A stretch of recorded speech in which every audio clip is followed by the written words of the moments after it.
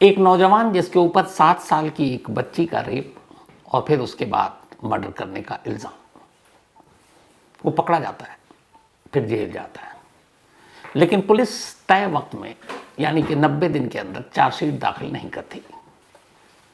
कानून कहता है कि अगर तय वक्त में चार्जशीट दाखिल नहीं होती है तो एक्यूज यानी आरोपी को एक बेनिफिट मिलता है, वो कोर्ट में बेल के लिए अप्लाई करे और उसे जमानत मिल जाएगी। और पुलिस को भी अच्छी तरह मालूम है ये बात। इसके बावजूद रेप जैसे हीनियस क्राइम में एक 7 साल की बच्ची के साथ और फिर उसका मर्डर, उसे जला देना, ऐसे मामले में भी पुलिस 90 दिन में चार्जशीट दाखिल नहीं करती। वो आरोपी बेल पर बाहर आ जाता है। बाहर आने के बाद एक रोज उसकी मां का कत्ल हो जाता है। फिर वो भागता है, पुलिस उसे मुंबई से पकड़ती है, पकड़ कर लाती है। पुलिस कहती है उसने मां का मर्डर भी एक्सेप्ट कर लिया है। उसे फिर से जेल भेज दिया जाता है। अब उसके ऊपर 2 अलग अलग केस हैं, एक 7 साल की बच्ची के रेप और मर्डर का और एक खुद उसकी अपनी मां के कत्ल का। उसके कुछ दिनों बाद वो फिर भाग जाता है, फिर पकड़ा जाता है। इसके बाद मुकदमा चलता है। 2 अदालतें उसे सजाए मौत सुनाती हैं रेप और मर्डर के मामले में। फिर मामला देश की सबसे बड़ी अदालत में पहुंचता है। अब सबकी निगाहें उसी अदालत के फैसले पर है। सोचिए, एक शख्स जिसके ऊपर 2 अलग अलग मुकदमे और कोर्ट से 2 सजाए मौत मिल चुकी हो, सुप्रीम कोर्ट में उस केस का क्या होगा, क्या फैसला आएगा?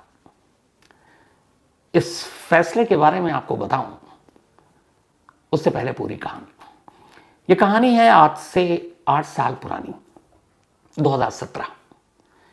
चेन्नई के एक इलाके में, चेन्नई एयरपोर्ट से थोड़ी दूरी पर एक बस्ती है। उसी बस्ती में एक परिवार रहा करता था जिसमें माँ बाप और उनकी एक 7 साल की बिटिया। 5 फरवरी 2017 को वो बेटी घर के बाहर से अचानक गायब हो जाती है। घर वाले ढूंढते हैं, मिलती नहीं है। कुछ घंटे के बाद वो जाकर पुलिस स्टेशन में रिपोर्ट लिखा देते हैं। अब पुलिस तलाश करती है लेकिन कोई सुराग नहीं मिलता। 5 के बाद 6, 7, फिर 8 फरवरी की तारीख आ जाती है। तभी पुलिस एक शख्स को गिरफ्तार करती है। उसका नाम था दशवनाथ। 30 साल का दशवनाथ उसी इलाके में, उसी मोहल्ले में रहा करता था। उसने कंप्यूटर साइंस की पढ़ाई की थी। पुलिस दशवनाथ को इसलिए गिरफ्तार करती है कि उसी मोहल्ले के एक शख्स ने कहा कि उसने आखिरी बार उस बच्ची के साथ दशवनाथ को खेलते हुए देखा था। तो लास्ट सीन की जो थ्योरी होती है कि आखिरी बार किसे देखा, कई बार पुलिस उसी को सच मान लेती है। दशवनाथ को गिरफ्तार कर लिया गया। अब पुलिस की तफ्तीश शुरू होती है। फिर पुलिस और पुख्ता सबूत देती है। पता चला कि वहीं पास में एक मंदिर है। उस मंदिर में एक सीसीटीवी कैमरे लगे हुए हैं। वहां पर उस मंदिर के एक शख्स ने गवाही दी कि हमने सीसीटीवी कैमरे में देखा था 5 फरवरी को जब वो बच्ची गायब हुई, तब आखिरी बार मोटरसाइकिल पर एक शख्स जा रहा था और उसके आगे एक बैग रखा हुआ था। तो माना यह गया कि उसी बैग में उस बच्ची की लाश थी। उसकी भी गवाही दर्ज हो गई। पुलिस ने उसको भी एक सबूत माना। इसके बाद डीएनए हुआ। चूंकि लाश जली हुई हालत में मिली थी घर से कुछ दूर, तो डीएनए के जरिए पता चला कि वो वही बच्ची है जो गुम हुई थी उनके माँ बाप के डीएनए सैंपलिंग के जरिए। फिर पुलिस ने बच्ची के अंडरगारमेंट्स को सबूत के तौर पर पेश किया कि उसमें सीमन है और डीएनए सैंपल के जरिए पता चल गया है कि ये सीमन अक्यूज यानी दशवनाथ का है। तो ये सारे सबूत, सारे गवाह, इनके साथ एक चार्जशीट तैयार की गई। लेकिन चार्जशीट वक्त पर कोर्ट में पेश नहीं किया। दशवनाथ ने अपील की, उसे जमानत मिल गई। वो घर आ गया अपने माँ बाप के साथ और जमानत दिलवाने वाले भी उसके अपने पिता। अब वो घर आया।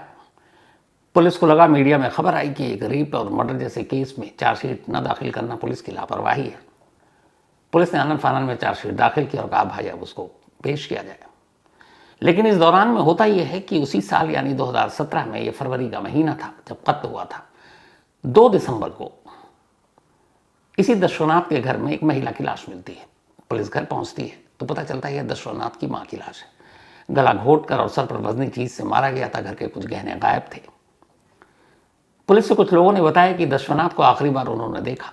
दशवनाथ के पिता आए, फिर उनसे भी बयान लिया गया और पुलिस ने यह केस दर्ज किया कि अपनी मां का कत्ल दशवनाथ नहीं किया है।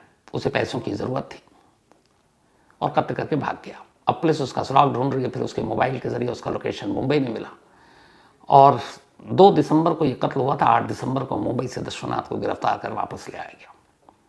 वो वापस फिर से जेल में। इधर पुलिस ने आनन फानन में चार्जशीट दाखिल कर दी। अब ये मामला कोर्ट में चल रहा है। कोर्ट में पेशी के दौरान, चूंकि अब वो शुरू हो चुका था, उसी दिसंबर के महीने में एक बार और दशवनाथ जब कोर्ट में पेश किया जा रहा था, पुलिस कस्टडी से भाग गया। लेकिन इत्तेफाक से नसीब अच्छा था, पुलिस का उसी दिन कुछ घंटे बाद उसे चेन्नई शहर से गिरफ्तार कर लिया गया और वापस जेल भेज दिया गया। अब चार्जशीट दाखिल हो गई। चार्जशीट दाखिल होने के बाद अब मुकदमे का ट्रायल शुरू होता है। पुलिस सारे सबूत कोर्ट के सामने पेश करती है। चेंगलपट्टू सेशन कोर्ट चेन्नई के सारे गवाहों और सारे सबूतों को मद्देनजर रखते हुए 2018 19 फरवरी, यानी इस इंसिडेंट के लगभग साल भर बाद ही अपना फैसला सुना देती है। उस बच्ची के रेप और मर्डर केस में दशवनाथ को सजाए मौत दी जाती है, फांसी की सजा। इस सजा के खिलाफ अब दशवनाथ हाई कोर्ट में अपील करता है। वहां मद्रास हाई कोर्ट में उसकी अपील की सुनवाई होती है। लगभग 5-6 महीने के अंदर ही अंदर हाई कोर्ट भी अपना फैसला सुना देती है। जुलाई 2018 में मद्रास हाई कोर्ट दशवनाथ को वही सजा देती है जो लोअर कोर्ट ने दिया था, और सबूत वही, डीएनए के भी जो सिमन है वो भी मिले हैं। सीसीटीवी में आखिरी बार देखा गया है, एक गवाह जिसने आखिरी बार खेलते हुए देखा, बाइक पर बाइक के साथ जाते हुए देखा। तो इन सारे गवाहों और सारे सबूतों के मद्देनजर पहले लोअर कोर्ट और फिर मद्रास हाई कोर्ट दोनों ने दशवनाथ को सजाए मौत दी, यानी फांसी की सजा। अब दशवनाथ इस फैसले को देश की सबसे बड़ी अदालत सुप्रीम कोर्ट में चैलेंज करता है। इधर ये मुकदमा चल रहा था, उधर एक दूसरा मुकदमा और चल रहा था, और वो था दशवनाथ की मां के मर्डर का, जिसका इल्जाम भी उसके सर पर था, जो उसने जमानत पर रहते हुए बाहर किया था। ये मुकदमा भी एक उसी लोअर कोर्ट में चल रहा है, चेंगलपट्टू में। 2 सजाएं मौत मिल चुकी है। अब तीसरे मुकदमे का ट्रायल शुरू हुआ और खत्म हुआ। उस मुकदमे में पुलिस को एक भी ऐसा सबूत और सुराग नहीं मिला जो ये साबित करता कि दशवनाथ ने अपनी मां का कत्ल किया था। लिहाजा लोअर कोर्ट पहली बार दशवनाथ को उसके अपनी ही मां के कत्ल के इल्जाम से बरी कर देता। अब उसके बाद पुलिस हाईकोर्ट पहुंची। उल्टा चल रहा मामला। हाईकोर्ट ने भी दशवनाथ को अपनी ही मां के मर्डर के मामले से बरी कर दिया, क्योंकि कोई सबूत और कोई गवाह था ही नहीं। तो अब एक शख्स जिसके ऊपर 2 अलग अलग क्राइम के इल्जाम थे, अपनी मां का मर्डर और एक 7 साल की बच्ची का रेप एंड मर्डर, उसमें से एक में वो बरी हो गया, दूसरे में उसे 2 सजाए मौत मिल चुकी है। अब फैसला दिल्ली में मौजूद देश की सबसे बड़ी अदालत सुप्रीम कोर्ट को लेना है। सुप्रीम कोर्ट में यह मामला 2018 में गया, 7 साल लगे। 7 साल के बाद 2025 आ गया। अभी 2 महीने पहले अक्टूबर में सुप्रीम कोर्ट ने अपना फैसला सुनाया। एक ऐसा फैसला जिसे सुनकर शायद आप लोग भी चौंक उठेंगे, और उससे भी ज्यादा चौंकने की वजह यह है कि लोअर कोर्ट और हाई कोर्ट ने जिन सबूतों के आधार पर और जिन गवाहों के आधार पर दशवनाथ को सजाए मौत दी, जिस पर सिर्फ सुप्रीम कोर्ट को मुहर लगानी थी, वो सारे सबूत और सारे गवाह एक एक कर सुप्रीम कोर्ट ने जब उनको खंगाला और टटोला तो सामने क्या आया। अक्टूबर के महीने में 2 महीने पहले 2025 में सुप्रीम कोर्ट ने दशवनाथ को सीधे सजाए मौत से बरी कर दिया। लोअर कोर्ट और मद्रास हाई कोर्ट दोनों कोर्ट के फैसले को पलट दिया और कहा कि इस केस में अलग अलग वक्त में 2 इन्वेस्टिगेटिंग अफसर ने काम किया, और दोनों ने जो काम किया उस काम को देखते हुए सुप्रीम कोर्ट को इस बात का बेहद अफसोस है कि रेप और मर्डर जैसे हीनियस क्राइम में कोई पुलिस इंस्पेक्टर ऐसी लापरवाही भरी जांच कैसे कर सकता है। एक आईओ का ट्रांसफर हो गया था, इसलिए बाद में इस केस में दूसरे आईओ आए। उन्हीं दोनों को सुप्रीम कोर्ट ने लताड़ा और दशवनाथ को बरी किया, और साथ ही कहा कि अगर उसके खिलाफ कोई और मुकदमा ना हो तो उसे फौरन जेल से बरी कर दिया जाएगा। 8 साल हो चुके थे दशवनाथ को चेन्नई सेंट्रल जेल में रहते हुए। सुप्रीम कोर्ट के फैसले के फौरन बाद 48 घंटे बाद दशवनाथ को चेन्नई सेंट्रल जेल से आज़ाद कर दिया गया। अब वो आज़ाद है, फ्री है, सारे मुकदमे से बरी है।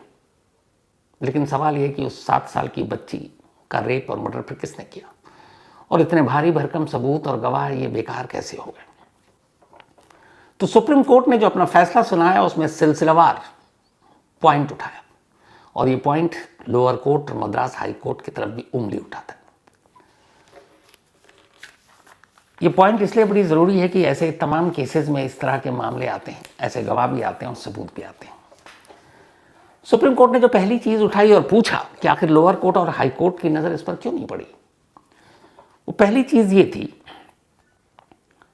कि इस बच्ची के घर के करीब जो मंदिर था, उस मंदिर के एक शख्स को गवाह के तौर पर पुलिस ने पेश किया, और उसने बताया कि हमारे सीसीटीवी कैमरे में उस दिन, जिस दिन वो बच्ची गायब हुई थी, दशवनाथ मोटरसाइकिल पर जाते हुए दिखाई दिया, और उसके साथ वो बैग था, और वो उसी रास्ते में जा रहा था जिस रास्ते में बाद में आगे चलकर उस लड़की की, बच्ची की जली हुई लाश मिली थी। अब ये एक बहुत बड़ा सबूत है क्योंकि क्राइम के सीक्वेंस को जोड़ रहा है। लेकिन जब उसकी गवाही को ध्यान से सुप्रीम कोर्ट ने पढ़ा तो उसमें यह लिखा हुआ था कि यह बच्ची 5 फरवरी 2017 को गायब हुई थी, शाम के करीब 5 बज रहे थे। उस मंदिर के उस शख्स ने जो गवाही दी थी, उसने ये कहा था कि मैंने उसको एक दिन पहले जाते हुए देखा था, यानी 4 फरवरी को, जब बच्ची गायब ही नहीं हुई। तो 4 फरवरी को एक शख्स अगर बाइक पर बैग लेकर जा रहा है तो उसका इस बच्ची की गुमशुदगी से क्या लेना देना, जबकि वो बच्ची अभी अपने घर पर है, वो 24 घंटे बाद गायब होने वाली है। तो इस तारीख को ध्यान क्यों नहीं दिया, पहली चीज। दूसरी चीज, उसने कहा कि मैंने बाइक पर जाते हुए देखा, पर मैंने कभी ये नहीं कहा कि यह दशवनाथ है, क्योंकि मैंने चेहरा ध्यान से नहीं देखा था और वो सीसीटीवी में चेहरा साफ दिख नहीं रहा था। तो नाम तो लिया नहीं, लेकिन ये पुलिस ने दिखा। अब ये हुआ, सुप्रीम कोर्ट ने कहा कोई बात नहीं, चलो सीसीटीवी फुटेज को खंगाल लेते हैं, देख लेते हैं। पता चला कि वो सीसीटीवी फुटेज जिसकी गवाही के ऊपर यह केस खड़ा किया गया था, न कभी लोअर कोर्ट में पेश किया गया, न कभी मद्रास हाई कोर्ट में। सुप्रीम कोर्ट की तो बात ही भूल जाइए। जब पुलिस से पूछा गया ऐसा क्यों, तो पता चला कि वो सीसीटीवी फुटेज की सीडीआर कभी पुलिस ने ली ही नहीं, और बाद में एक तय वक्त के बाद वो खत्म हो गया।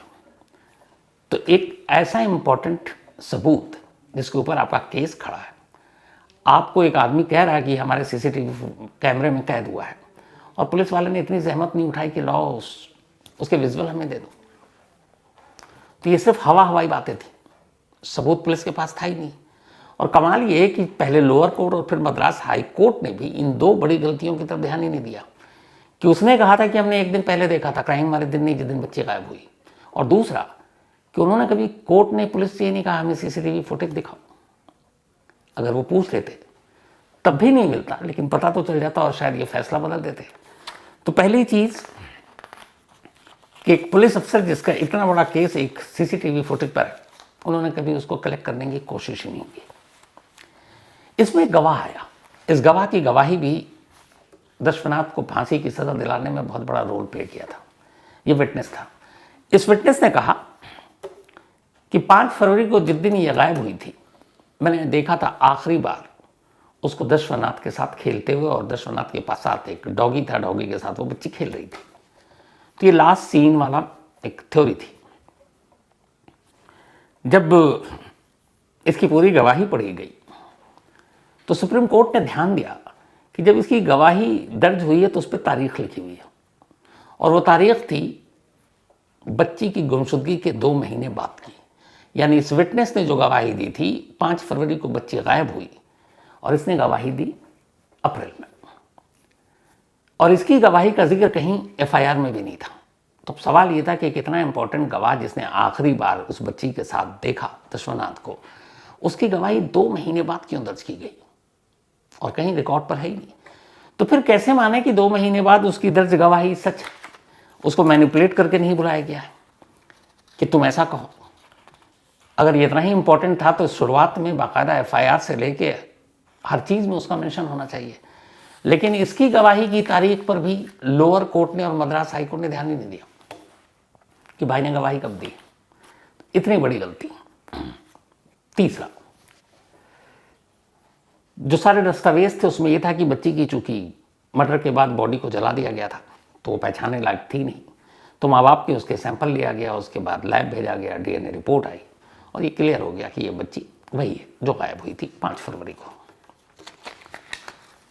अब इसके बाद उसमें यह भी था कि उस बच्ची का एक अंडरगारमेंट मिला, उस पर ब्लड स्टेन थे और सीमन भी थे। जब उसकी जांच हुई और रिपोर्ट आई डीएनए, तो पता चला कि वो एक्यूज्ड के ही हैं, यानी कि दशवनाथ के।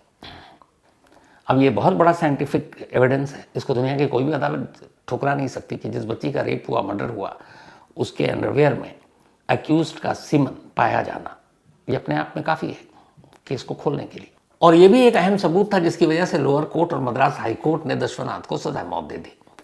लेकिन जब सुप्रीम कोर्ट ने वो पूरी रिपोर्ट पढ़ी और जो बाकी दस्तावेज थे वो पढ़ा, एक हैरान करने वाला सच सामने आया।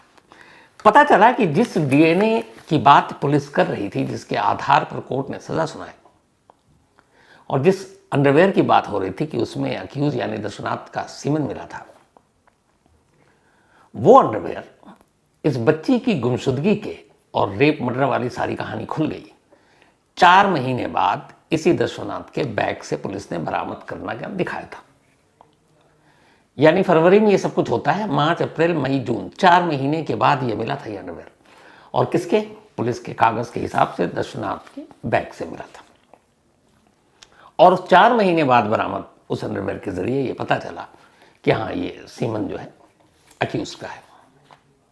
लेकिन जो एक्सपर्ट है उनका कहना यह है कि जो बायोसेल होता है सीमन में, किसी भी इंसान की जब बॉडी से वो निकलता है सीमन का, तो सिर्फ रिलीज के 48 घंटे तक वो बायोसेल सर्वाइव करता है, 48 आवर्स तक। लेकिन यहाँ 4 महीने के बाद वो बरामदगी दिखाई जा रही है और 4 महीने के बाद ये डीएनए रिपोर्ट को कोर्ट में पेश किया जा रहा है। तो सुप्रीम कोर्ट ने उठाया, क्या ये मुमकिन नहीं है कि इस एविडेंस के साथ छेड़छाड़ हुई हो? क्या ये मुमकिन नहीं है कि उस अंडरवेयर पर पुलिस कस्टडी में या बाद में जबरन अक्यूज्ड के निशान छोड़े गए? है ऐसे हमारे देश में कई ऐसे इंसिडेंट हुए हैं जिसमें आप सीमन तक लाकर किसी कपड़े में डालकर उसको आप रेपिस्ट ठहरा सकते हो। तो सुप्रीम कोर्ट ने इस पे उंगली उठाई कि 4 महीने बाद, वो भी अक्यूज के बैग से आप बरामदगी दिखा रहे हो और 4 महीने बाद आप बता रहे हो, उससे पहले जब आपने अक्यूज को पकड़ा उस वक्त कहाँ थे ये सारी चीज़ें? और दूसरा ये कि जब सारी चीज़ें जल गई थी तो वो सिर्फ वही क्यों बचा था? और इस पर सुप्रीम कोर्ट का सवाल यह था कि क्या इसके साथ छेड़छाड़ नहीं हो सकती? पुलिस जानबूझकर इसी को अगर फंसाना ही है तो उसके खिलाफ ये सबूत उसने पैदा किया हो।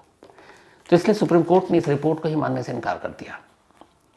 चौथा, पुलिस ने एक और, जिसकी वजह से लोअर कोर्ट और हाई कोर्ट ने दिया कि आखिर इसने इस 7 साल की बच्ची के साथ क्यों किया, तो उसने बताया कि ये मैनिएक है, मोबाइल पर ये अश्लील फिल्म देखता है और इसके मोबाइल से ऐसे बहुत सारे वीडियोज़ और वो फिल्म देखने के सबूत थे, कोर्ट में पेश किए।